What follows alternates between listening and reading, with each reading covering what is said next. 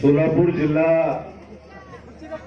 समस्त बंजारा समाजाच्या वतीने या ठिकाणी संत सेवालाल महाराज जयंतीच्या निमित्ताने होणाऱ्या या भव्य बंजारा मेळाव्याला प्रमुख पाहुणे म्हणून ज्यांची उपस्थिती लाभली आणि आमच्या सर्वांचे नेते, देशाचे माजी गृहमंत्री सन्माननीय सुशीलकुमार शिंदे साहेब, या ठिकाणी उपस्थित असलेले सन्माननीय आमदार सिद्धरामजी मेत्रेजी, आपले भावी आमदार दिलीपरावजी माने, या ठिकाणी उपस्थित असलेले बिजापूरहून आलेले मुद्दामून बलराम नाईक साहेब, शहर अध्यक्ष प्रकाश वालेजी, बाळासाहेब शेळकेजी, महिला काँग्रेसच्या इंदुमतीताई, अशफाकबाई, श्रीशैल नरोटे, चेतन नरोटे, माजी महापौर समाजाच्या माझ्या माता भगिनी, सहकारी सगळे तरुण मंडळी, उपस्थित बंधू भगिनी आणि सहकारी मित्रांनो, मारसे गोरभाई बहनेन मारो नमस्कार, जय सेवालाल. तुमचं ऐकून थोडं शिकून गेलो मी बसल्या बसल्या. मला अतिशय आनंद आहे की आज आपल्या जिल्ह्यामध्ये होणाऱ्या बंजारा मेळाव्याला मला आवर्जून उपस्थित राहता आलं आणि त्याकरता प्रथम मी या ठिकाणी आभार मानतो शिंदे साहेबांचे की ज्यांनी मला आज सोलापूरला निमंत्रित केलं. त्या इतरही कार्यक्रम आहेत, पण पहिला कार्यक्रम म्हटलं जर घ्यायचा असेल तर बंजारा समाजाचा पहिला कार्यक्रम आपला झाला पाहिजे. त्याच्या अनुषंगाने आपल्या सर्वांचे विचार या ठिकाणी ऐकण्याकरता आम्ही आलेलो आहोत.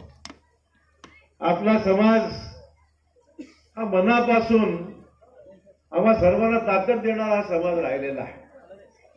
मी आज सेवालाल महाराजांची आठवण करत असताना मला मुद्दाम रामराव महाराजांचा उल्लेख केला पाहिजे, पोहरादेवीच्या रामराव महाराजांचा, की ज्यांनी शिंदे साहेबांवर प्रेम केलं, शंकरराव चव्हाण साहेबांवर प्रेम केलं आणि एखाद्या मुलाप्रमाणे आम्हा सर्वांना मार्गदर्शन करण्याचं काम जर कोणी करत असेल तर आमचे रामराव महाराज साहेब आजही करतात, की मला प्रामाणिकपणे या ठिकाणी कबूल केलं पाहिजे.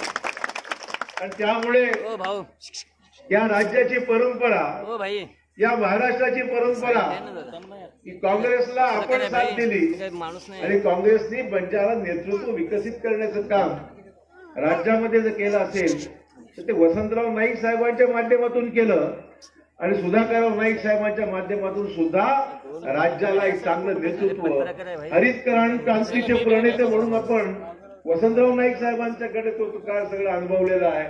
आणि म्हणून आम्ही नाईक साहेबांच्या कुटुंबियांना किंवा नाईक साहेबांना कधी विसरू शकत नाही, या ठिकाणी मला मुद्दाम आवर्जून सांगितलं पाहिजे.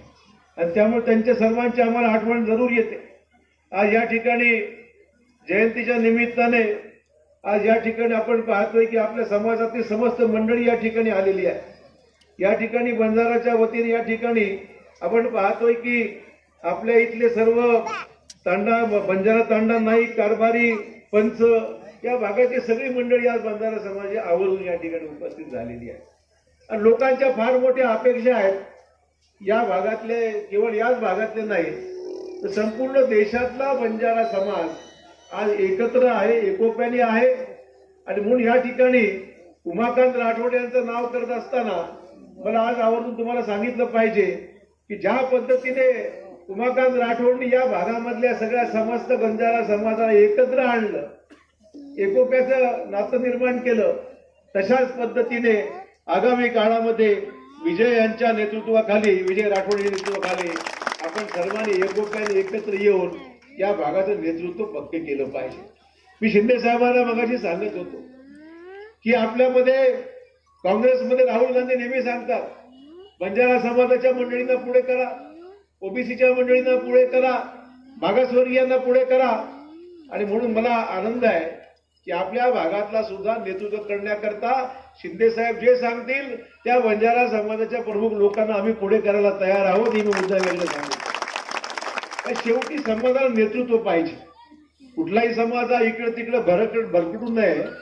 कोणीतरी सांगणारा प्रमुख नाईक पाहिजे, प्रमुख माणूस पाहिजे जो समाजाला दिशा देईल, रस्ता दाखवेल आणि समाजाच्या विविध मागण्या संदर्भामध्ये शासनामध्ये जाऊन आपला आवाज त्या ठिकाणी उठवू शकेल, अशा प्रकारचा नेतृत्व करणारा माणूस याची गरज आहे. काँग्रेसमध्ये कमतरता नाही, पण नवीन रक्ताला वाव देण्याची भूमिका ही शिंदे साहेबांची, आम्हा सर्वांची आहे. आणि प्रदेश काँग्रेसचा अध्यक्ष नात्याने मी आपल्याला ग्वाही देऊ इच्छितो, आपण सांगाल त्या व्यक्तीला ताकद देण्याची अशोक चव्हाण अध्यक्ष नात्याने माझी भूमिका. संघटित राहा, आपल्या मागण्यासाठी भांडण जरूर करा, पण घर आपलं एक आहे, लक्षात ठेवा. आपलं घर एक आहे. ज्या घराने आपल्याला मोठं केलं, आपल्या समाजाला, मगाशी अनेकांनी उल्लेख केला, तांडा विकास कार्यक्रमाचा उल्लेख केला. मला सांगा, हा कार्यक्रम का केला? आम्हाला माहिती की आपल्या सर्वांची मागणी आहे की वेगळी ग्रामपंचायतीचा महसुली दर्जा आपल्या गावाला दिला पाहिजे, आपली मागणी आहे. लहान 100 घरं आहेत, 500 घरं आहेत, 300 घरं आहेत, ग्रामपंचायतीचा दर्जा देऊ शकत नाही, लोकसंख्येला कमी पडतं. पण गावं एवढी विखुरलेली आहेत की त्या गावाचा विकास होऊ शकत नाही. परंतु शिंदे साहेबांच्या कालावधीमध्ये त्यांनी निर्णय घेतला आणि मग ज्या ज्या ठिकाणी तांडे होते त्या तांडा विकास कार्यक्रमाच्या नंतर 10 लाख, 15 लाख, 20 लाख रुपये दिले, रस्ते झाले, पिण्याच्या पाण्याची सोय झाली, कुठे घरं झाली.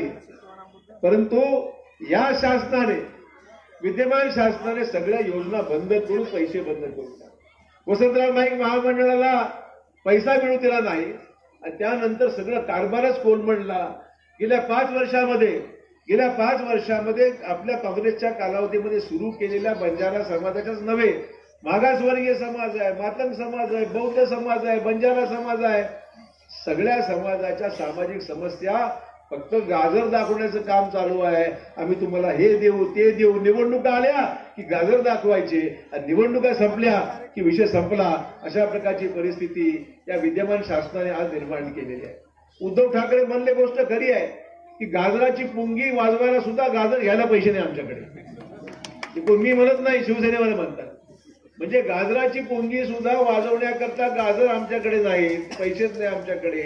ही अवस्था ज्यावेळेस राज्यामध्ये होऊ शकते मित्र, तर विचार करू शकता. सर्व समाजाच्या उपेक्षा या ठिकाणी मित्रवाद झालेल्या आहेत आणि म्हणून कुठेतरी स्वाभिमान आपला जागा झाला पाहिजे. आपण काही मोहताज नाही, आपण भीक मागायला शासनाकडे जात नाही. आपला अधिकार आहे आणि तो अधिकार आम्हाला मिळालाच पाहिजे, ही आमची भावना आणि भूमिका आहे. म्हणून आपलं नेतृत्व करणारा आपल्या समाजातला माणूस आहेच, पण या राज्याचं नेतृत्व करणारे शिंदे साहेब या राज्याचे ज्येष्ठ नेते आहेत. आम्ही त्यांना विनंती करणार आहात की लोकसभेला उभा राहा साहेब, प्रचंड मताधिक्याने आपल्याला सोलापूरच्या भागातील लोक आपल्याला निवडून देतील आणि आपण देश पातळीवर मोठ्या प्रमाणावर जाऊन त्या गरीब उपेक्षित समाजाच्या ज्या काही समस्या आहेत त्या समस्या मार्गी लावण्याच्या बाबतीमध्ये आपला मोठा हातभार लागणार. आपण पाहिलं, नाईक साहेब असो किंवा वसंतराव नाईक साहेब असो, सुधाकरराव नाईक साहेब असो, मी तर माझा व्यक्तिगत या ठिकाणी ऋण व्यक्त करतो सुधाकर नाईक साहेबांनी की माझी राजकीय सुरुवात जर कोणी केली असेल तर सुधाकर नाईक साहेबांच्यामुळे मी MLC झालो, राज्याच्या मंत्रिमंडळामध्ये आलो. हे केवळ आणि केवळ सुधाभाऊंच्यामुळे मी होऊ शकलो, हे मला मान्य केलं पाहिजे. आणि त्यामुळे आमचा सगळा भाग, मग तो नांदेड असो, यवतमाळ असो, पुसद असो, हे सगळं क्षेत्र जे आहे, वाशिम असो, हा सगळा भाग जो आहे हा आमचा नाईक साहेबांचा ऋणी आहे आणि बंजारा समाजाचा ऋणी आहे. आपण सर्वांनी एकोप्याने एकत्र येऊन आपल्यामध्ये फूट फोडण्याचं काम चालू करण्याचा उद्योग चालू आहे. राज्यामध्ये अनेक ठिकाणी भाजपवाले मेळावे घेतात. पंतप्रधान आता फक्त ग्रामपंचायतीला जाणं शिल्लक राहिलं. फक्त राज्यातल्या सगळ्या मेळाव्या पंतप्रधान हजर आहेत. रोज नारळ फोडतायत, पण निवडणुकीनंतर यांचे नारळ फक्त दगडच राहणार, काही होणार नाही, यांच्याकडे पैसेच नाही अशी अवस्था यांनी करून टाकली. त्याची काल आपण पाहिलं, पुलवामामध्ये आपले सर्व सैनिक त्या ठिकाणी धारातीर्थी पडले. CRPचे जवान आपले त्या ठिकाणी मृत्युमुखी पडले. आपल्या देशावर होणार एवढा मोठा हमला आम्हाला राजकारण यात करायचं नाहीये, परंतु 40 माणसं आपली मरतात, धारातीर्थी पडतात. याला जबाबदार कोण? घडतं कशामुळे आहे? मला यातून कुठलं राजकीय भाषण मी करणार नाही, कारण लोक म्हणतील तुम्ही या कठीण प्रसंगाला राजकारण आणताय. परंतु नाही वाटत का आम्हाला, जे परिवार दुःखामध्ये आहे, जो आज परिवार त्या सगळ्या अंतविधीला लहान लहान मुलं चाललेत, आपले आई वडील गेल्यामुळे त्यांच्या घराचा विचार केला का? गेल्या 5 वर्षामध्ये जवळपास 400 कुटुंब आज उद्ध्वस्त झालेली आहेत. कुठेतरी आपण चुकतो का? हा खरा प्रश्न आपल्या सर्वांच्या मनामध्ये आहे. देश एकत्र, आम्ही सांगितलं, आमचे नेते राहुल गांधींनी काल सांगितलं की देशाच्या एकंदरीत सुरक्षेच्या बाबतीमध्ये आम्ही सरकारच्या बरोबर, आम्हाला कुठं राजकारण करायचं नाहीये, आम्ही सरकारच्या बाजूने आहोत, कारण की देश सुरक्षित राहायला पाहिजे, आमची पहिली भावना आणि भूमिका. परंतु या घटना वारंवार होऊ नयेत आणि पाकिस्तानला मुंहतोड जबाब आम्ही दिला पाहिजे, ही भूमिका सर्वसामान्य माणसाच्या मनामध्ये आहे. आणि फक्त आज या ठिकाणी श्रद्धांजली वाहत असताना या सगळ्या गोष्टींचा उल्लेख यासाठी करतोय, या सगळ्या गोष्टी आपल्या अतिशय मनाला भेडसवणाऱ्या विषय मित्र झालेले आहेत. मित्र, आज मी आपल्या सर्वांचं निवेदन मगाशी या ठिकाणी वाचत होतो. या सगळ्या सामाजिक मागण्यामध्ये आपण पाहिलं, या सर्व सामाजिक मागण्यामध्ये आपण सांगितलंय आमच्या जी काही गावं आहेत, आम्ही तांडे आहेत, त्या तांड्यांना नवीन ग्रामपंचायती स्थापन करा, बंजारा समाजाला घरकुलाचा लाभ मिळवून द्या, आमच्या वसंतराव नाईक महामंडळावर अध्यक्ष निवड करून निधीमध्ये वाढ करून द्या. आमच्या सगळ्या भगिनींनी या ठिकाणी मला निवेदन दिलेलं आहे. पारंपरिक व्यवसायावर येत असलेल्या अडचणी दूर करा. आता पारंपरिक व्यवसाय म्हणजे दारू काढू नका, मला स्पष्ट म्हणे. मग अशी दारूचा उल्लेख कोणी मोतीराम राठोडनी केला. मोतीराम भाई बंद करा हे सगळं. आज आमची मुलं कुठे शिकली, कोणी डेप्युटी कलेक्टर झाला, कोणी एसपी झाला, कोणी प्रोफेसर झाला, चांगल्या पदावर आपली पोरं गेले, शिकलेली पोरं. आणि म्हणून समाजाचं मी अभिनंदन करेन की समाजामध्ये सुद्धा आता जागरूकता निर्माण झालेली आहे की समाज गरीब जरी असला तरी स्वाभिमानी आहे. आई वडिलांना वाटते की माझा पोरगा शिकून कुठे कलेक्टर व्हावा, डेप्युटी कलेक्टर व्हावा, एसपी व्हावा, प्रोफेसर व्हावा, शिकला पाहिजे, ही भावना आता प्रत्येकाच्या मनामध्ये आज घर करून राहिली आहे. त्यामुळे मोतीराम राठोड मागचं काय झालं जाऊ द्या, पण मागे काही बोलायचं नाही. तुम्ही बोला, हीच बातमी होऊन जाईल उद्या. ही काही मेळाव्याची मागणी नाही आहे, ही काही मेळाव्याची मागणी नाही आहे.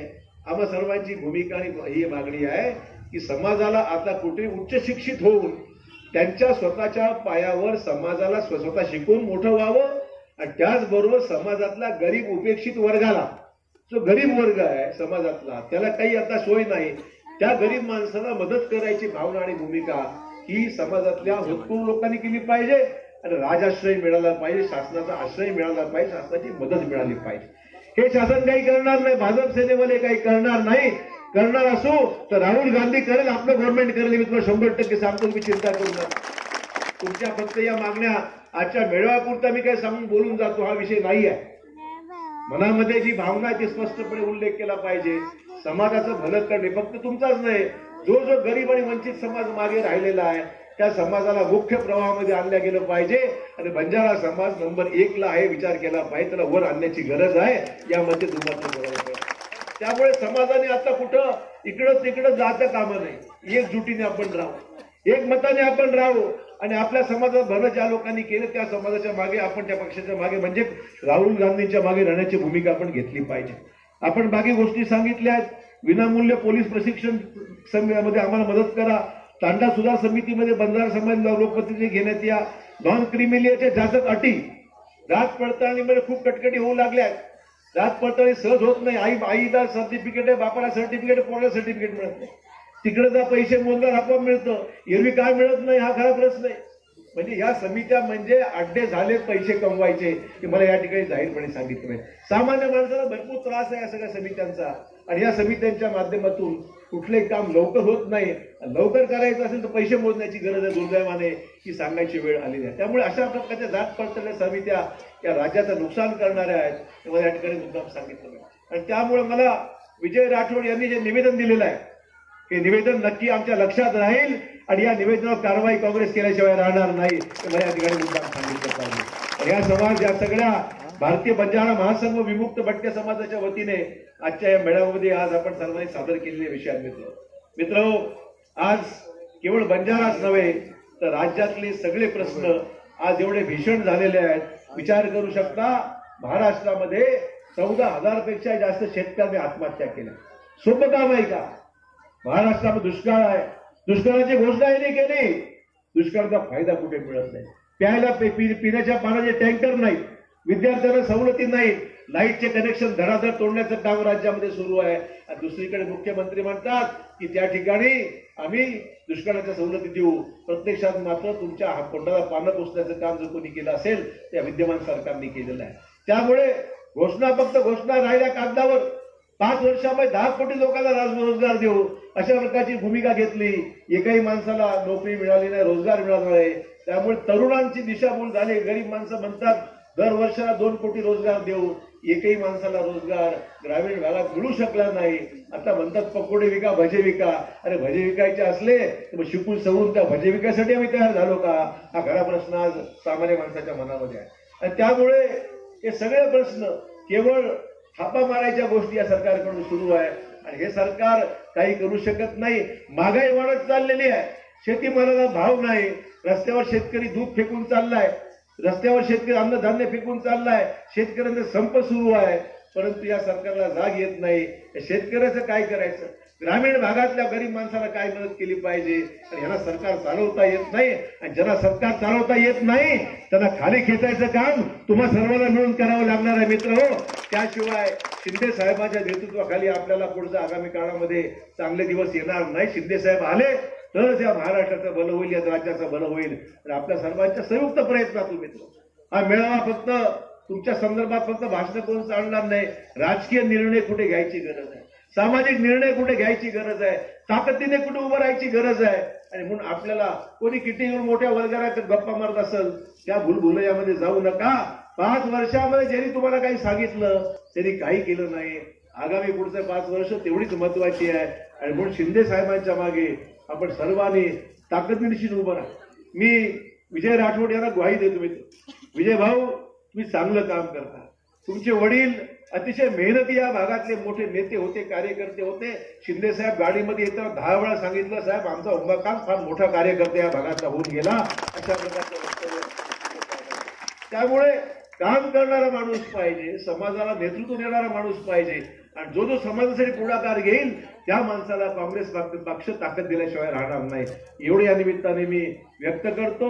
मी इथे आपल्या सर्व माता भगिनी आणि इथल्या मंडळींनी आमचं सत्कार स्वागत केलं त्याबद्दल मनापासून या ठिकाणी आपले आभार मानतो. जय हिंद, जय महाराष्ट्र, जय सेवालाल महाराज.